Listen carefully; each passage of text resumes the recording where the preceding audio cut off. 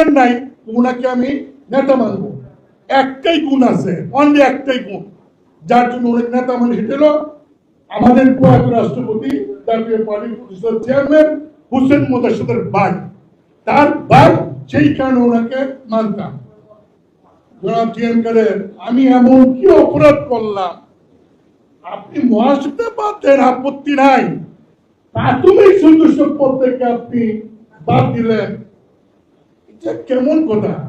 এটি কি কোনো মানে রাজনৈতিক নেতা আচরণ হতে পারে?